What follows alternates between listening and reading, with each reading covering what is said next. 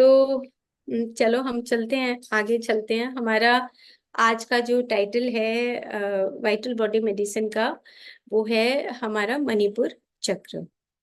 और उसमें दो पार्ट हैं। मणिपुर चक्र में हम पीछे भी एपिसोड्स में बात करते रहे हैं कि ईगो एंड सेल्फ।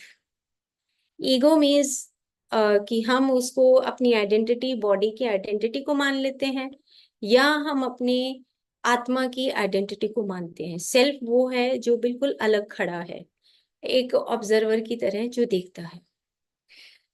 तो जो मणिपुर चक्र है, इसमें हम इस तरीके से डिवाइड कर सकते हैं याद रखने के लिए कि सबसे पहले जो सेंटर पॉइंट है वो है हार्ट, और उससे ऊपर है हेड, जिसकी हम बात कर चुके हैं। भ्रू चक्र की बात कर चुके हैं, बिंदु चक्र की बात कर चुके हैं, सहस्रार की बात हो चुकी है, विशुद्धि चक्र की बात हो चुकी है। तो ये सारा हमारा है ऊपर का portion. This is the head area. Head area का मतलब हम इसको आसान भाषा में भगवत गीता के अकॉर्डिंग समझें तो ये है ज्ञान का पार्ट, जहां पे हम अपनी ज्ञानेंद्रियों से ज्ञान को प्राप्त करते हैं। अब ज्ञान को जो प्राप्त करते हैं उसको हमें अपने कर्म में बदलना है। जो ज्ञान प्राप्त किया, जो ज्ञानेंद्रियों से प्राप्त किया, उसको कर्म में बदलने के लिए हम मणिपुर तक, अब हम हमारा जो कर्मों का पार्ट है वो है मणिपुर, स्वादिष्ठान और मूलाधार। तो तीन पार्ट में हमने डिवाइड कर दिया। पहला हमारा हेड है, then heart and then navel. तीन पार्ट में क्वांटम साइंस भी इसी तरीके से डिवाइड करती है। इसी तरह भगवत गीता के जो चैप्टर हैं वो भी इसी तरीके से डिवाइडेड है। तो जो चैप्टर 3 है, आप सबके लिए एक होमवर्क है कि जो चैप्टर 3 है उसको आप जरूर पढ़िए, क्योंकि उसमें जो कर्म सिद्धांत दिया है वो मणिपुर चक्र से ही रिलेटेड है। अब पहला हो गया head, then heart and then navel. Navel area हमारी कर्मेंद्रियों से संबंधित है, और हमारी विल, हमारी डिजायर से संबंधित है। और हमारा ऊपर का जो हिस्सा है वो, जो जैसे कि हमने बहुत बार बात की है, कि जो ऊपर का हिस्सा, रुडोल्फ स्टीनर ये बोलते हैं कि this is the conscious area. और हार्ट से नीचे जो एब्डोमेन का पार्ट आता है, नेवल का पार्ट आता है, this is the unconscious domain. Unconscious domain का मतलब ये है कि जैसे किसी ने फॉर एग्जाम्पल धमकाया, तो हम सुपरफिशियली उस चीज को थोड़ा सा हमारे फेस पे एक्सप्रेशन आएगा, लेकिन अंदर उसका वाइटल बॉडी के ऊपर क्या इफेक्ट आता है उसका हमें पता नहीं लगता।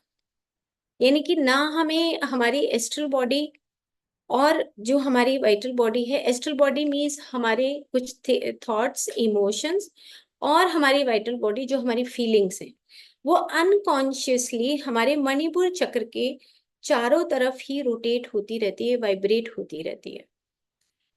मैं एक बार फिर से रिपीट करती हूँ, क्योंकि जो मणिपुर चक्र है उसमें बहुत सारे ऑर्गन्स इन्वॉल्व होते हैं। मणिपुर चक्र में हमारे 10 पेटल्स हैं। तो जो 10 पेटल्स हैं, इसका मतलब ये हुआ कि हमारे ऑर्गन्स, 10 ऑर्गन्स इसमें पार्टिसिपेट करते हैं। अब आप सोचो कि एक, अगर मेरा एक, मान लो एक ऑर्गन है ये, तो एक ऑर्गन के चारों तरफ जो लेयर होगी वो सबसे पहले कौन सी होगी? फिजिकल के चारों तरफ हमारी वाइटल बॉडी की लेयर होगी, और उसके चारों तरफ एस्ट्रल बॉडी की लेयर होगी, फिर उसके चारों तरफ मनस की लेयर होगी, फिर उसके चारों तरफ सुप्रामेंटल बॉडी की लेयर होगी।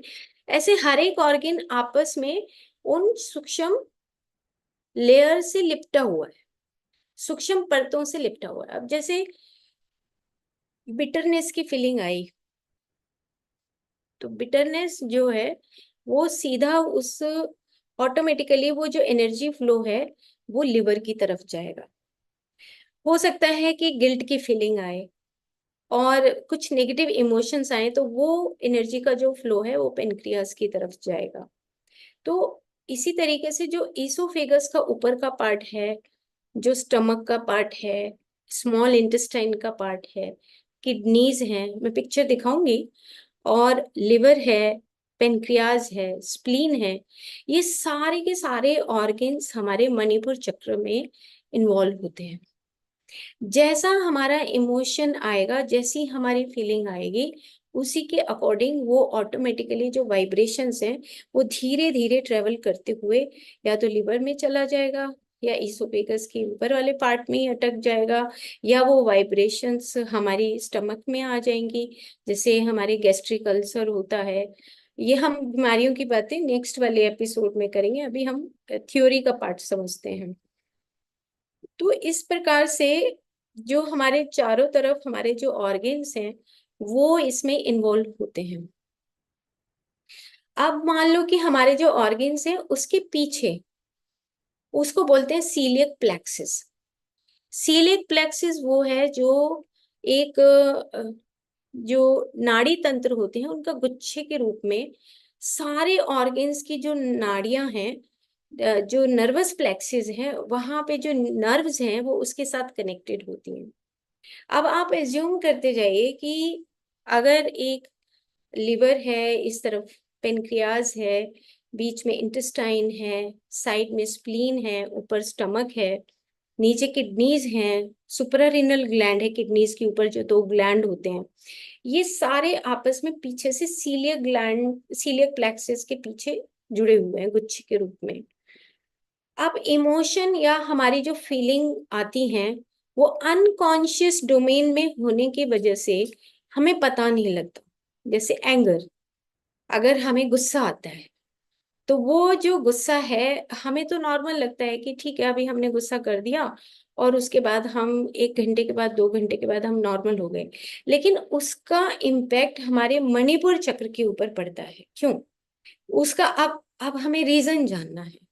तो हम उसको 2 पार्ट में डिवाइड करेंगे, एक तो भगवत गीता वाला पार्ट उसको करेंगे, और अभी हम ये करेंगे कि जैसे मणिपुर, मणि, मणि को आप समझिए।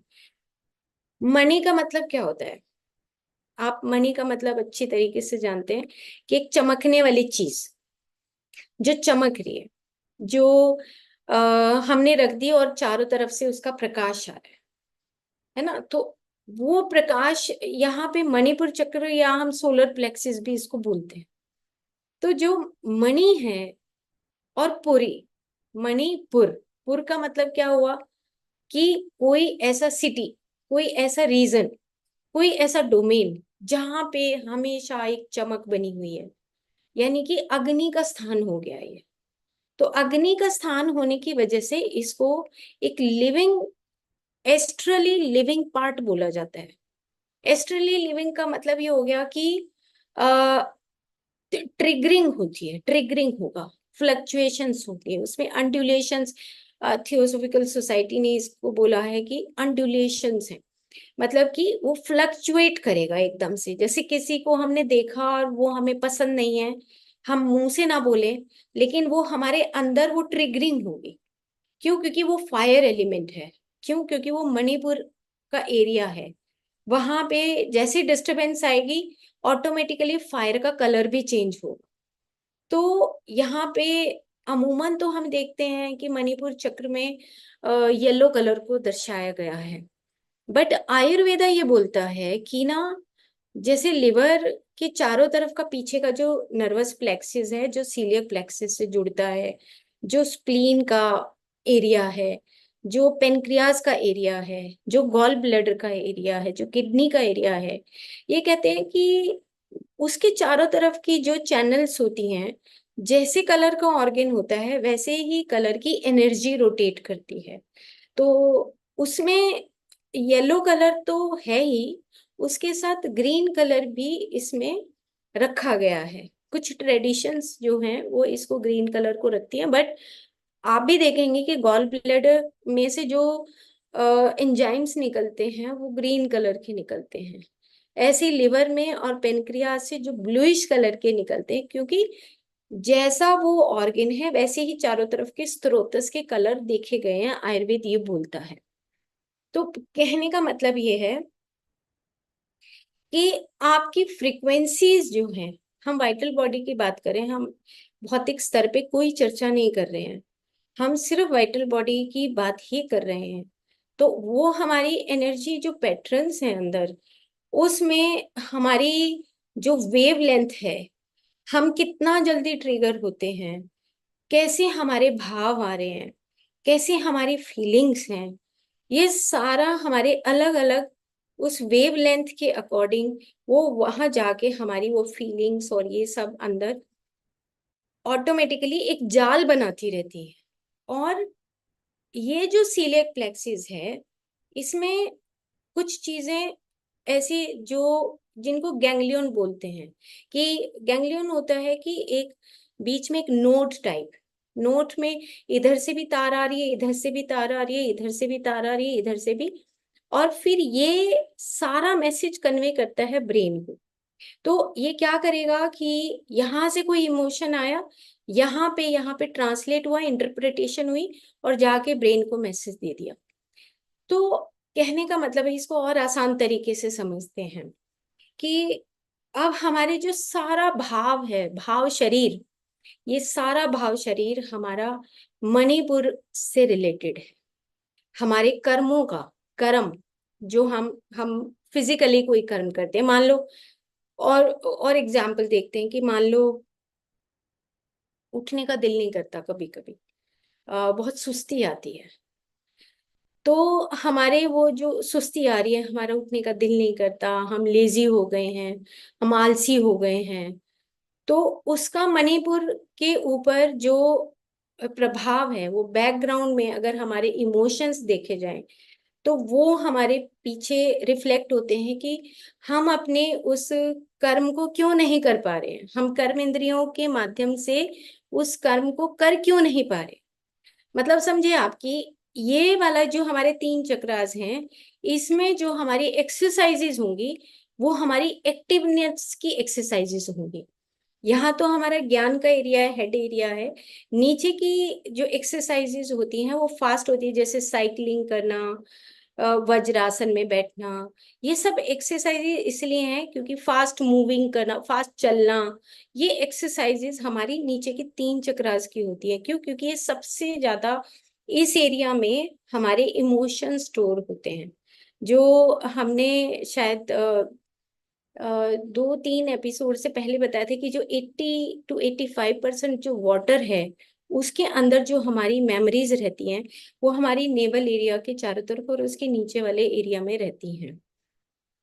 तो मणिपुर चक्र को हमें समझने के लिए सबसे पहले आपको क्या प्रैक्टिस करना है कि आप अ, अगले वीक तक आप 5 to 10 मिनट आंखें बंद करके बैठेंगे, और सिर्फ थ्योरी का पार्ट है ये, अभी प्रैक्टिकल पार्ट नहीं है, सिर्फ उसको थ्योरी को देखेंगे कि आंख बंद करने के बाद आपको ऑटोमेटिकली, आपको राइट साइड में लिवर है, गॉल ब्लैडर है, वो पिक्चर देखने से आपको समझ आ जाएगा, स्टमक है, फिर लेफ्ट साइड में पेनक्रियाज है, स्प्लीन है, नीचे के एरिया में किडनी है, और उसके बैकग्राउंड में सीलियक प्लेक्सिस।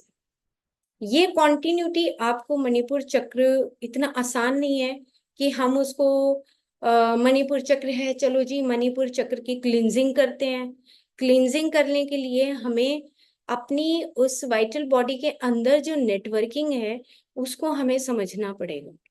नेटवर्किंग में मान लो कि इस लाइफ में बहुत कड़वाहट है किसी के प्रति, तो ऑटोमेटिकली आपको अपनी अंदर से वो वाइब्रेशंस आपको फील होंगी कि ये मेरी एनर्जी किस तरफ बह रही है। आपको ये टेस्ट करना है, टेस्ट करना है, क्योंकि हम ये पार्ट इसलिए नहीं कर रहे वाइटल बॉडी मेडिसिन का कि चलो हमने पढ़ लिया, एक इंफॉर्मेशन ले ली और बात खत्म हो गई। वो पार्ट नहीं है, हम उसको सीख रहे हैं, सेल्फ हीलिंग सीख रहे हैं। तो हमें ये देखना है कि मेरी एनर्जी आई, इमोशन आया, मेरी फीलिंग आई, और वो किस तरफ जा रही। घर में आमतौर पे मान लो कोई झगड़ा हुआ, कोई गिल्ट हो गया कि अरे आज तो मैंने वैसे ही उसको गुस्सा कर दी, मुझे गुस्सा नहीं करना चाहिए था, हो गई मेरे से गलती। तो आप आंख बंद करके देखो कि मेरे वो कौन से पार्ट में हेवीनेस की फीलिंग आ रही है। कौन से पार्ट में वो जो फायर एलिमेंट है, जो मणिपुर मणि है, जो फायर है, वो मेरे कौन से पार्ट में हैवीनेस है, कौन सा पार्ट मेरा जल रहा है, और कौन से पार्ट में मुझे ऐसा लग रहा है कि श्रिंकेज हो रही है, कौन से पार्ट से मेरी एनर्जी मूव आउट हो गई है। जैसे एंगर होता है तो हम बहुत गुस्सा करते हैं, तो हमारी एनर्जी ऑटोमेटिकली उस चक्र से बाहर निकल जाएगी। तो जब हम टेस्ट करेंगे, जीडीवी कैमरा से टेस्ट करते हैं, तो एनर्जी ना बाहर निकली हुई दिखाई देती है। तो ये हमें वो टेस्ट करने से ज्यादा अच्छा है कि हम उसकी 5 मिनट 10 मिनट प्रैक्टिस करें। जैसे आप मेडिटेशन में बैठे हैं, उसके बाद थोड़ी देर 5 मिनट अपने सेल्फ एनालिसिस करें कि मेरे कौन से पार्ट में हैवीनेस है, कहाँ पे मुझे अपनी ब्लॉकेजेस फील हो रही है। कभी कभी एब्डोमेन में फील होती हैं, नीचे के एरिया में होती हैं, बैक में होती हैं। बैक में भी कभी कभी प्रॉब्लम आती है, क्योंकि जब हमारी किडनीज में कभी प्रॉब्लम होती है तो हमें बैक में यहाँ पर पेन शुरू हो जाता है, अनकंफर्ट फील होता है। ये है सारा मणिपुर चक्र का एरिया है, जो हमें धीरे धीरे एक्सरसाइज के करने से और अपने अंदर बदलाव करने से ये ठीक होगा। अदरवाइज एक्सरसाइज फॉर मतलब टेम्परेरीली ठीक हो सकता है, लेकिन जब तक हम अपने मन के, क्योंकि इसमें मेंटल बॉडी का पार्ट भी इन्वॉल्व होता है, तो हमारे जो मनस का जो पार्ट है उसको भी हमें अपनी डायरी में लिखना है कि मेरा कौन सा ऐसा भाव है जिससे मेरे नेवल एरिया में मेरे इस भाव से या मेरे इस सेंटेंस से बदलाव आ रहा है। ओके, तो अब हम एक बार फिर से करते हैं, फिर हम भगवत गीता के तीसरे अध्याय की तरफ कुछ छोटे से पार्ट पे चलते हैं। अब हमने थ्योरी का पार्ट क्या समझा है कि जो हमारा मणिपुर चक्र है वो हमारा कर्म सिद्धांत, वहां पर हमारा कर्म सिद्धांत है, बस इतना ही समझिए। ऊपर वाला जो है ज्ञान परंपरा है, और बीच वाला हमारा हार्ट एरिया है, वो हमारा प्रेम और करुणा का एरिया है, जहाँ पे हम ओपन हैं। हम ईगो से उठ के अपनी सेल्फ की तरफ चलते हैं। ये ईगो और सेल्फ, हम जब ईगो हट जाता है, उसका आवरण हटता है, तो सेल्फ अपने आप ही हार्ट चक्र ओपन कर देता है। तो इसमें भौतिक स्तर पर ये हमारे जो ऑर्गन्स हैं 10 पेटल्स के रूप में ये इन्वॉल्व होते हैं, 10 ऑर्गन्स इन्वॉल्व होते हैं, और इनके अलग अलग कलर हैं। जैसे लिवर का कलर है वो मोस्ट प्रोबेबली येलो कलर का होता है, गॉल ब्लैडर का ग्रीन कलर का होता है, स्प्लीन ब्लूइश कलर की होती है, पेनक्रियाज भी लिटिल बिट ब्लूइश कलर का होता है, स्टमक रेडिश शेप में आता है। तो ये सारे कलर अलग अलग फ्रीक्वेंसी के कलर होकर, और बीच में हमने उसको solar plexus reddish yellow colour का हम उसको मान लेते हैं। अब हम चलते हैं थोड़ा सा पार्ट पैरेलली थ्योरी के साथ अपने कर्तव्यों को समझने के लिए, क्योंकि ये कर्म सिद्धांत का पार्ट है। तो भगवत गीता का जो तीसरा चैप्टर है उसमें ये लिखा है कि जो हमारे नित्य कर्म है, नित्य कर्म हो गए हमारे कि जो डेली रूटीन में आप अपनी एक्टिविटीज करते हैं, मान लो खाना देना, ये रूटीन का काम है।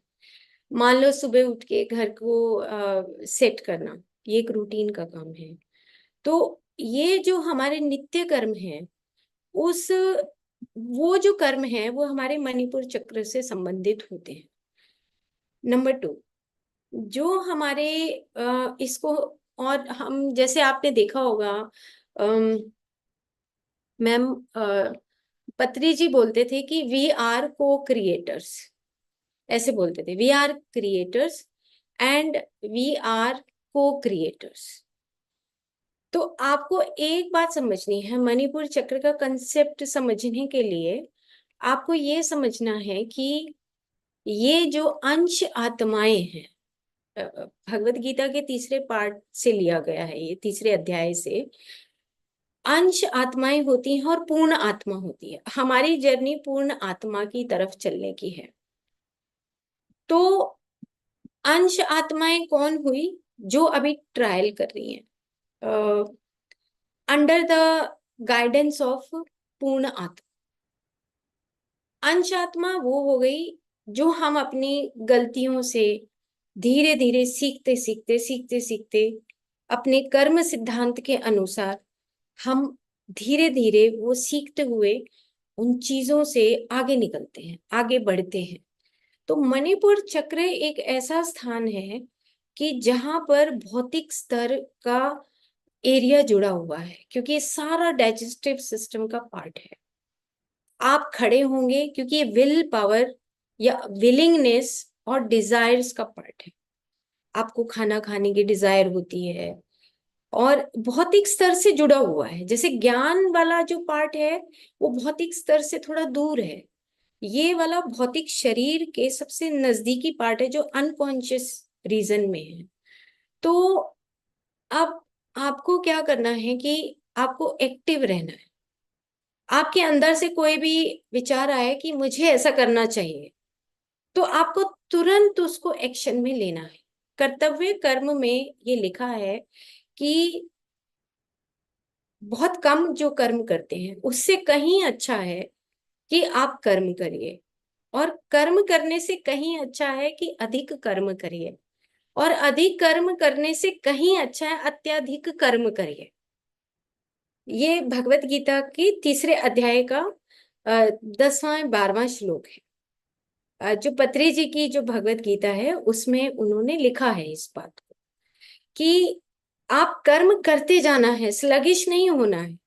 क्यों? क्योंकि आपका जब तक मणिपुर चक्र एक्टिवेट नहीं होता तब तक आप ऊपर की तरफ, हृदय की तरफ आप बढ़ते नहीं है। आप गलतियां करके उसमें आपको सुधार करना है, और वो बिना कर्म के नहीं होता। ज्ञान कितना ही इकट्ठा कर लो, डेली रूटीन में अगर आपके पास वो ज्ञान है, अगर आप उसको कर्म में नहीं बदल रहे हैं, तो फिर वो मणिपुर चक्र एक्टिवेट नहीं होता।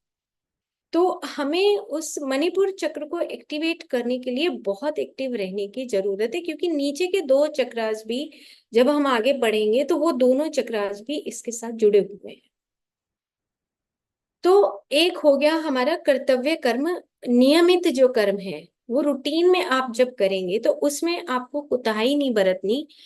ना कर्म करने से अच्छा है कर्म करिए, कर्म करने से अच्छा है ज्यादा कर्म करिए, और ज्यादा कर्म करने से अच्छा है कि अत्यधिक कर्म करिए। तो गलतियां होंगी, गलती होगी तो जल्दी सुधार होगा, जल्दी सुधार होगा तो और आपकी आगे ऊपर की तरफ आपकी जर्नी और जल्दी शुरू होगी। एक तो ये है। दूसरा, उसमें लिखा है कि एक तो हम अपनी पर्सनल जो नित्य कर्म करते हैं, एक है लोक कल्याण के लिए कर्म करते हैं।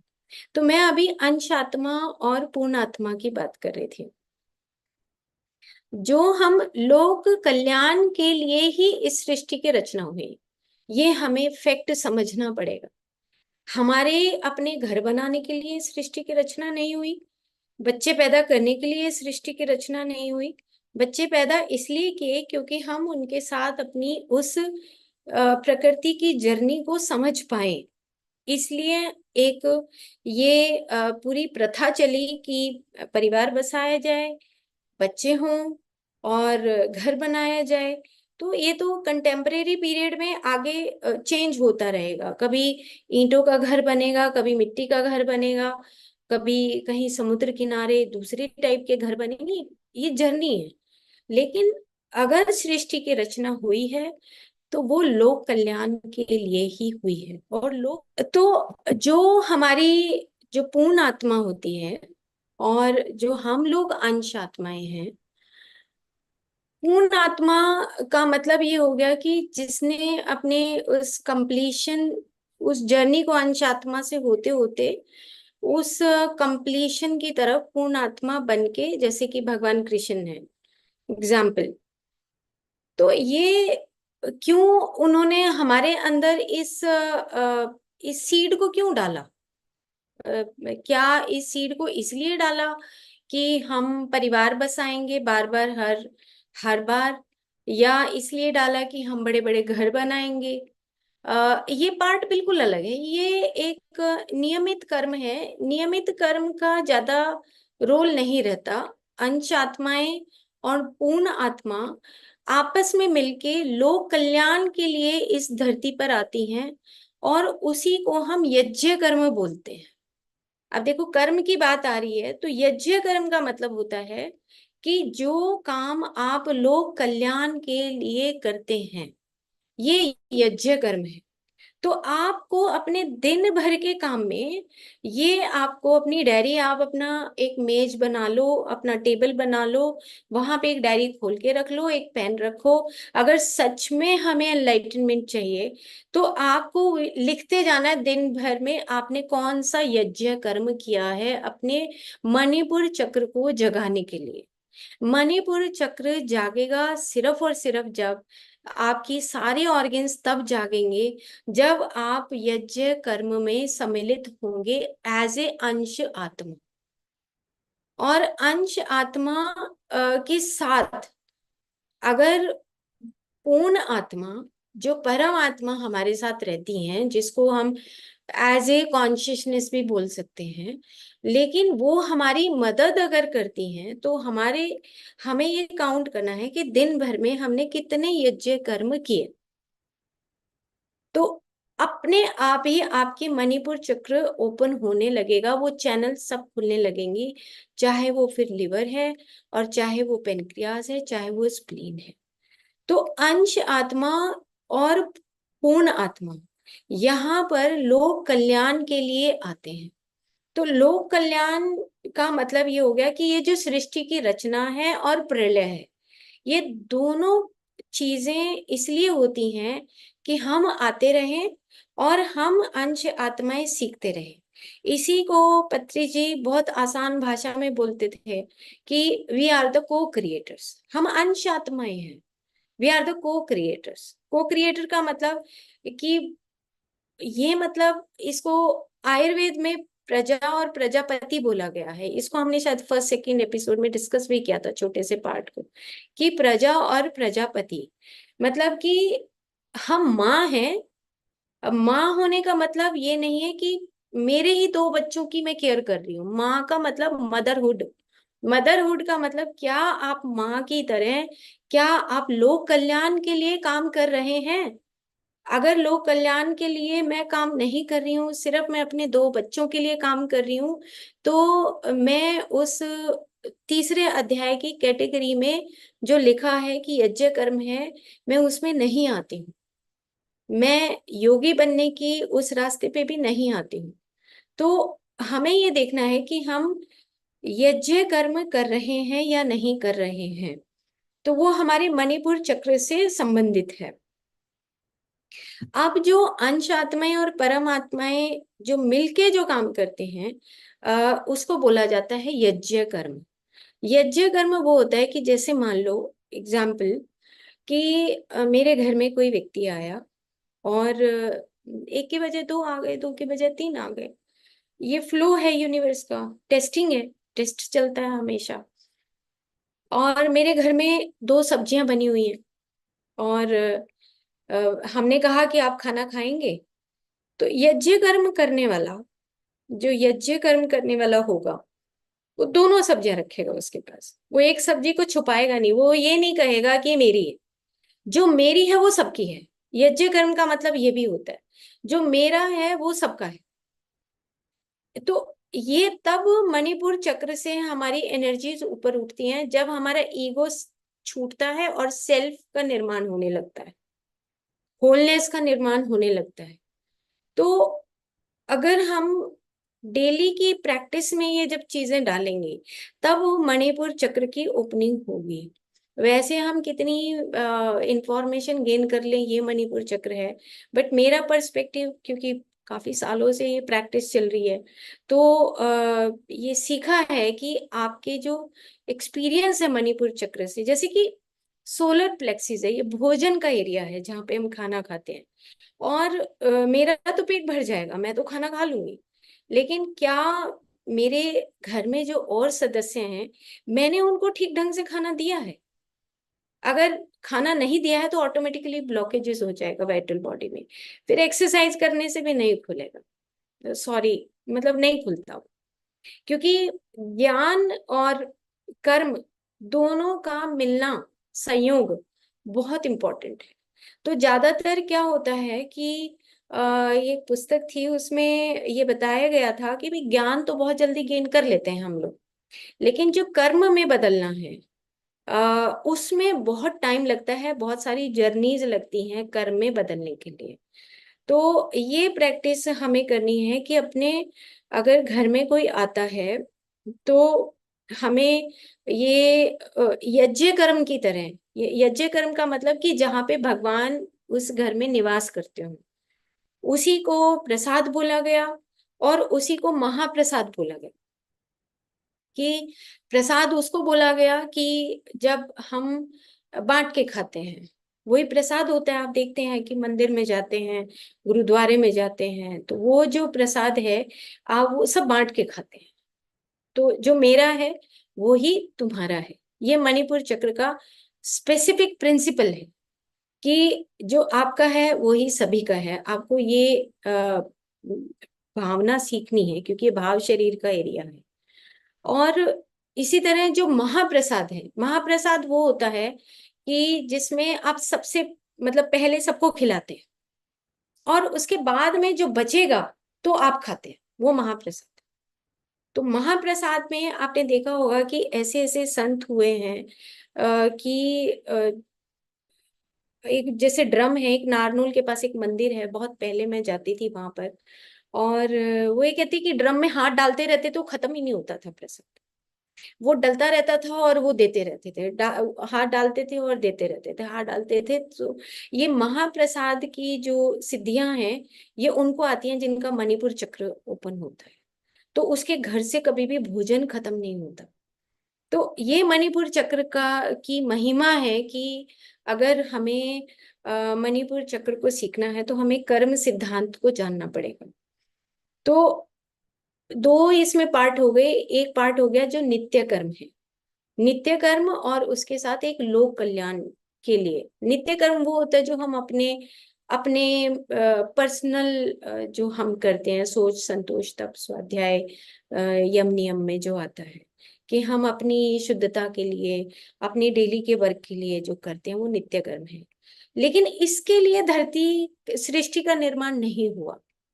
परम आत्माएं जब धरती पे आती हैं तो वो लोक कल्याण के लिए इस धरती पे आती हैं। और लोक कल्याण का पर्पस ये होता है कि इस सृष्टि का जो जन्म है, उसका प्रलय है, उसके बीच में हम अंश आत्माएं सीखती हैं, नए नए तरीके सीखती हैं आगे उस परम आत्मा की जर्नी तक पहुंचने के लिए। तो अब हमारे ऊपर बात आती है कि हम उसको कितना सीखते हैं। ज्ञान आसान है, लेकिन जो कर्म है वो अब सीखना है। अब उसके साथ साथ और हम उसको और डीपर लेवल पे देखते हैं कि अब खाने से संबंधित बात चल रही है। और हम तो पीछे भी कुछ एपिसोड में बिस्किट के ऊपर एग्जाम्पल देके हमने ये बात सीखी है कि भाई 4 तरह के बिस्किट हैं तो इक्वल फॉर ऑल। ये तो हमने सीखा ही है। सेम इसी तरीके से हमारे घर में जो खाना बनता है वो सबसे पहले दूसरों को परोसो, दूसरों को दो। तो ये मणिपुर चक्र का सिद्धांत है कि हम यज्ञ कर्म करते हुए ही भोजन करें। यज्ञ कर्म, एक बार सवाल किया पत्री जी से, मैंने पहले भी बताया था कि ये चक्रास क्या होते हैं। पत्री सर ने कहा कि चक्रास कुछ नहीं होते, कुछ नहीं है चक्रास।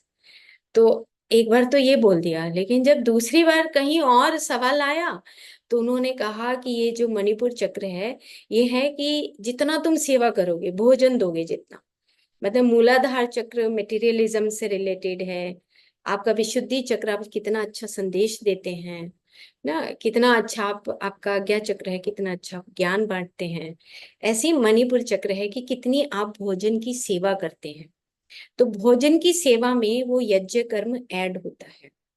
तो ये यज्ञ कर्म, प्रसाद और महाप्रसाद, ये उसी भगवत गीता के तीसरे अध्याय का पाठ है, जिसको नेक्स्ट टाइम हम जब इसको आगे पढ़ेंगे, थ्योरी के बाद इसको थोड़ा सा और डिटेल में पढ़ेंगे, तब हमें ये सारे जो कर्म सिद्धांत है ये हमें समझ आएगा कि कर्म सिद्धांत और उसके साथ जो हमारे संचित कर्म है और प्रारब्ध कर्म है और हमारे आगामी कर्म हैं, ये और थोड़ा विस्तार से हो जाएगा।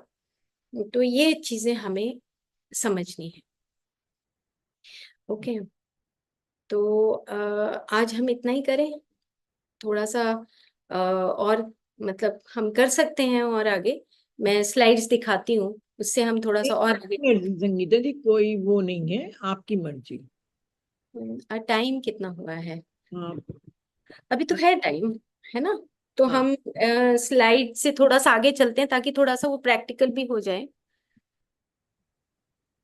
तो आप देख रहे हैं कि मैंने कुछ क्रिस्टल्स का पिक्चर यहाँ पर लगाया है, और गोल्डन कलर जो फायर से रिलेटेड है।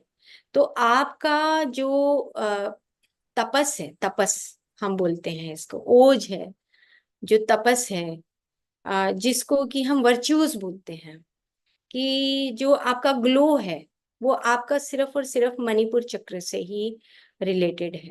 क्योंकि आपका जो ग्लो है, अगर आप कर्म सिद्धांत को फॉलो कर रहे हैं, तो आपके अंदर ऑटोमेटिकली वो रिफ्लेक्शन आएगा। कि जैसे और एग्जाम्पल लेते हैं कि जैसे हम कहीं पर किसी धार्मिक स्थल पे जाते हैं, तो ऐसे कुछ लोग हैं जो खड़े होके काम करने लगते हैं अपने आप ही, और कुछ लोग हैं बैठ के बातें करने लगते हैं। तो ये डिफरेंस है, मणिपुर चक्र का डिफरेंस ऑटोमेटिकली पता लगता है।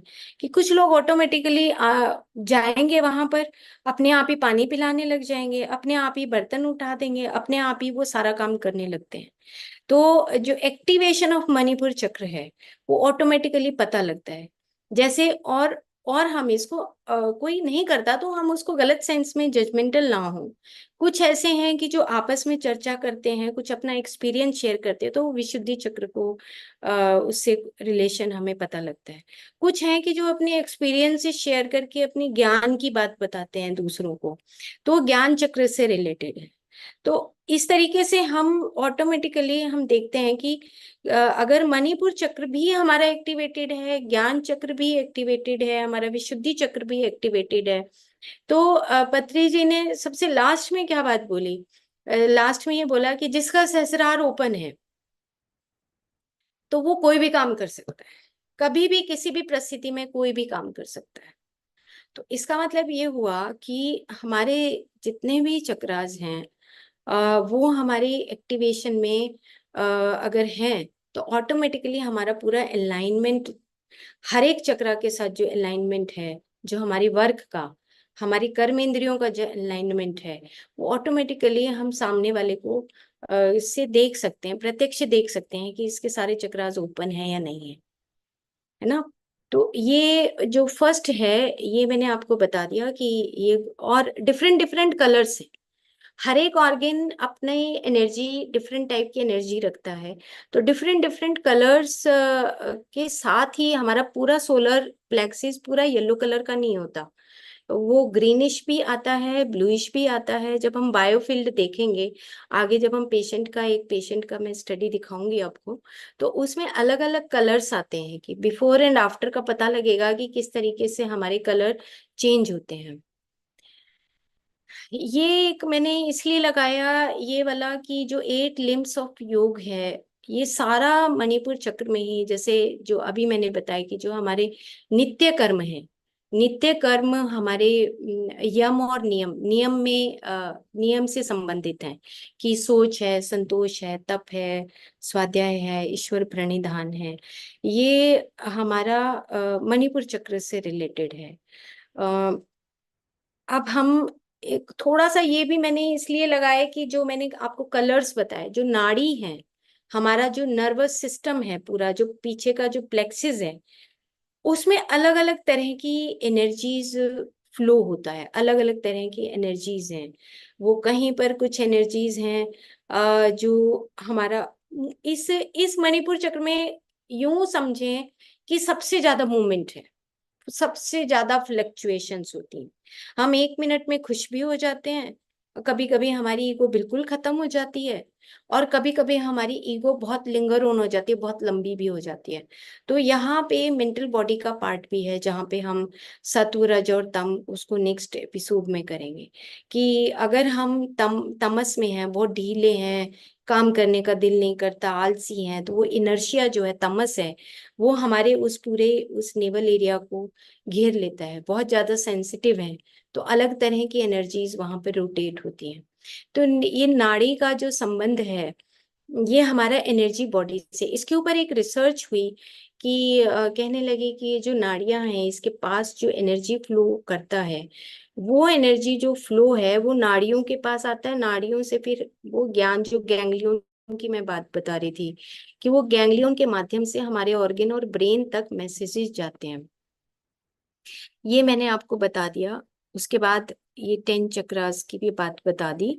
और ये एक आप देखिए कि इसमें मैंने कुछ ये लगाया है कि जो स्पेक्ट्रम है हमारा, इसके ऊपर मत जाइए, रेडियो क्या लिखा है, माइक्रोवेव्स और जो हमारी फ्लक्चुएशन है, लो फ्रिक्वेंसी, रेड कलर, और उसके बाद ऑरेंजिश कलर है, फिर येलो कलर है, और उसके बाद लाइट ग्रीन है, और जो डार्क ग्रीन है, ये एरिया हमारा पूरा मणिपुर चक्र से रिलेटेड है। Not only yellow colour, different different हमारे जो कलर्स हैं वो एकदम से इन्फ्लुएंस हम होते हैं, तो अलग अलग तरह की वाइब्रेशंस हमारी इथरिक बॉडी के अंदर, हमारी प्राणमय शरीर के अंदर, उस तरह की फ्रीक्वेंसी से ही हमारे ऑर्गन के ऊपर इफेक्ट आता है। जैसे ऊपर मैंने ये एनोडिया जूडियथ का लिखा है, लाइन लिखी है कि we experience energy created by the combination of matter and moment. यानी कि तमस भी हो सकता है, बहुत हम आलसी भी हो सकते हैं अगर मणिपुर चक्र में ब्लॉकेजेस, और मूवमेंट में बहुत ज्यादा एंग्जाइटी भी होती है, कभी कभी हमें बहुत गुस्सा आता है, वो भी मणिपुर चक्र से रिलेटेड है। और ये मैंने ऑर्थरी पोल से लिखा है कि blending of various shades of red though also a great deal of green in it. क्यों? क्योंकि उन्होंने स्प्लीन को इसमें कवर किया है। तो स्प्लीन और जो पेनक्रियाज हैं, उसमें से हमारे कुछ ग्रीनिश कलर के एंजाइम्स एंड हार्मोन्स निकलते हैं। तो और क्या है इसका मेन फंक्शन? एस्ट्रल जो बॉडी है उसका जर्नल सेंसिटिविटी जो होती है, हम बहुत सेंसिटिव हैं, तो ऑटोमेटिकली कभी कभी हम जब सेंसिटिविटी होती है तो उसमें हमारी उस नेवल एरिया पे भूख नहीं लगती, कभी कभी हमें ज्यादा भूख लगती है, कभी कभी हमें बिल्कुल एकदम से सैडनेस आ जाती है, पेट सिकुड़ने लगता है। तो ये एस्ट्रल इन्फ्लुएंसेस है, ये आगे हम चर्चा करेंगे ज्यादा इसको। आ, और हम ये पिक्चर देख के फिर हम इसको एंड करेंगे। अब आप देखिए, बहुत सुंदर पिक्चर है। आप इसको देखेंगे तो आप देखो, अब हमारा जो मणिपुर चक्र है, इसमें ये वाले ऑर्गन्स हमारे इन्वॉल्व होते हैं। जैसे लिवर का एरिया है ना, ये हमारा स्प्लीन है, ये हमारी किडनीज दिख रही है, ये ग्रीन कलर का गॉल ब्लैडर दिख रहा है। और ये बीच का जो है ये अयोटा है। और ये सब आपस में एक दूसरे के साथ कनेक्टेड है, जैसे फैमिली है, इसीलिए मणिपुर इसको बोला गया कि ये एक रीजन है, मणिपुरी है। पुरी का मतलब एक सिटी है, एक सिटी है, और इस सिटी के अंदर जो अलग अलग 10 जगह हैं, वहां से छोटे छोटे, मतलब वहां से रिलीज होते हैं एंजाइम्स, रिलीज होते हैं, कहीं से हार्मोन रिलीज होता है। तो ये अलग अलग सिटीज है, जैसे हम हमारे चारों तरफ जो सिटीज होते हैं, उनसे सब सब सड़क निकल के और एक जगह पे आके मिल जाएं, तो वो ये सारे सिटीज आपस में जुड़ के जो एंजाइम्स और हार्मोन्स जो भेजते हैं, तो वो हमारा बीच में इंटेस्टाइन में आके, और जो ट्रिगरिंग पॉइंट है वो कहाँ है? ये जो सीलियक प्लेक्सिस है, जो नीचे वाला एरिया है, आप देखो ये नीचे वाले एरिया में जो ये सीलियक गैंग्लियन आप देख रहे होंगे, ये गैंग्लियंस हैं, छोटे छोटे ग्रुप्स हैं। जैसे सारी सड़कें चौराहा बोलते हैं, जैसे हम चौराहा बोलते हैं, ऐसे ही ये गैंग्लियन मैसेज आते हैं इसमें, मतलब मैसेज का इंटरप्रिटेशन है। जैसे देखो, मैंने सबसे नीचे एक ये लिखा है, यहीं से वेबसाइट से ही मैंने ये लाइन ली है कि coeliac ganglion are also important in the perception of abdominal pain. कभी कभी हमें पेन होता है जब हम नाराज होते हैं, किसी से बहुत गुस्सा करते हैं, खाना नहीं खाते हैं तो पेन होता है, because they can transmit pain signals from the digestive organs to the brain. तो अब समझ तो आती है हमें बातें, लेकिन इसके साथ साथ हमें ये बात भी समझनी है कि ये हमारा मेंटल बॉडी और वाइटल बॉडी और फिजिकल बॉडी, तीन तरह के जो शरीर हैं, मनस, हमारा प्राण शरीर और भौतिक शरीर, इन सबके तीनों के मिलने से जो प्रभाव हमारे मणिपुर चक्र पे पड़ता है, उससे डायरेक्टली इंफॉर्मेशन हमारे ब्रेन में जाती है। और वो ब्रेन में जाने के बाद फिर हमारे अंदर जो वाइटल बॉडी में जो हमारे ब्लूप्रिंट्स बनते हैं, उससे हमारे ऑर्गन्स के ऊपर अलग अलग इफेक्ट आता है। जैसे फैटी लिवर है, और भी बहुत सारी चीजें हैं, वो अभी मिक्स नहीं करेंगे हम, क्योंकि वो चीजें हम आगे लुई से लेके जो स्टडीज हुई हैं चक्रास से रिलेटेड, उसको हम अगले एपिसोड में बताएंगे। ठीक है, तो ये मैंने इतना सा बता दिया कि अब आपको सिंपल आंख बंद करके एक प्रैक्टिस करनी है कि आप आंख बंद करेंगे, आंख बंद करके थ्योरी का पार्ट देखेंगे कि मेरा राइट साइड में लिवर है, उसके साथ गॉल ब्लैडर है, उसके साथ इधर स्प्लीन है लेफ्ट साइड में, और उसके साथ किडनीज हैं।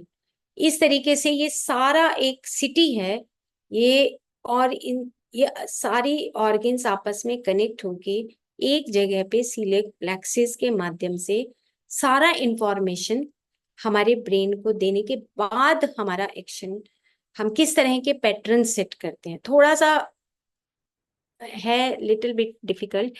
लेकिन अगर आप कर्म सिद्धांत को पढ़ेंगे तो ऑटोमेटिकली आपको सब चीजें समझ आ जाएंगी कि एक तरफ कर्म सिद्धांत है और एक तरफ हमारी जो साइंस क्या कहती है कि सारे ऑर्गन्स जो जुड़ते हैं तो किस तरीके से काम करते हैं। ओके, तो हम इतना ही करें आज।